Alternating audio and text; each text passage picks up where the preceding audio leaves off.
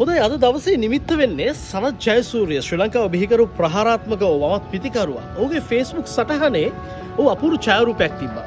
ඔබටත් පේනවා. මෙන්න මේ ස්ක්වා කට් එක යුගයක් නිර්මාණය කරපු යුගයක් පිනවපු පහරක්. ඔබේ කැමති ක්‍රීඩකයින්ගේ ආසම පහර මොකක්ද? සනත් ජයසූරියගේ මට ප්‍රශ්නේ එන්නේ ස්ක්වා කට් එකද ඔහුගේ ප්‍රියතම නැත්නම් වැටිම ලකුණු ලබා දුන් පහර එහෙම නැත්නම් ෆ්ලික් එකද කියලා. හැබැයි ජයසූරිය ගහපු ස්ක්වා කට් එකක් තියෙනවා අපිට කවදාවත් අමතක කරන්නට බෑ. 1998 ලන්ඩන් ඕවල් පිටියේදී ශ්‍රී ලංකාව ජයග්‍රහණය කරපු ටෙස්ට් තරගය එංගලන්තයේදී පළමු වතාවට ටෙස්ට් තරගයක් දින්නෙහිදී පළවෙනි ඉනිමේදී ජයසූරිය ලකුණු 213ක් ගහනවා. දෙවන ඉනිමේදී බෙන් හොලියොක් ඉස්සරහා ස්ක්වා කට් එකකින් 6ක් ගහනවා. මම හිතන්නේ ටෝනි ක්‍රේග් වර්ණනා කරනවා මේ 6 අපූර්වට. ඉන්දියා ලේඛකයෙක් එක්තරා කාලෙක ලියනවා සනත් ජයසූරිය එදා බෙන් හොලියොක්ට ගහපු ඒ 6ත් ස්ක්වා කට් එකෙන්.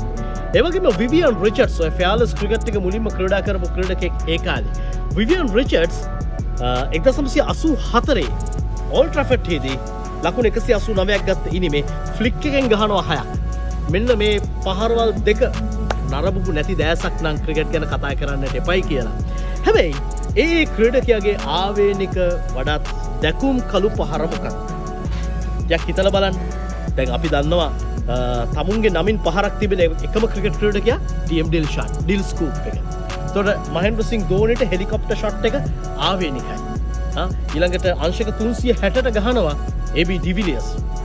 රිවර්ස් ස්වීප් එක වෙනම විදියකට අරගෙන එනවා කෙවින් පීටර්සන්. ඒවා තරමක් ප්‍රහාරාත්මක. හැබැයි අපි කලාවත් එක්ක බලද්දි විරාට් කෝලිගේ ස්ට්‍රේට් ඩ්‍රයිව් එක, කුමාර් සංගක්කාරගේ කවර් ඩ්‍රයිව් එක, මාවන් අතපත්තුගේ අන් ඩ්‍රයිව් එක මෙන්න මෙහෙම ෂොට්ස් කීපයක් තියෙනවා. දැන් ඔබට කමෙන්ට් කරන්න පුළුවන් ඔබ කැමතිම ක්‍රීඩකයාගේ කැමතිම පහර. හැබැයි ඔය අතරේ බ්‍රයන් ලාරගේ ලේට් කට් එක ගැන මොකද හිතන්නේ?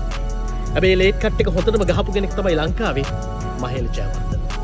බෝලට යන්නට ඉඩ දීලා ලස්සන්ට තියලා දැරියා. හැබැයි පන්දුව හොඳටම ග්ලයිඩ් කරා අර්ජුන් රණතුංග වැඩිම ලකුණු ප්‍රමාණයක් වාර්තා කරා. පන්දුව ලස්සනට තර්ඩ් මෑන් වලට ග්ලයිඩ් කළා.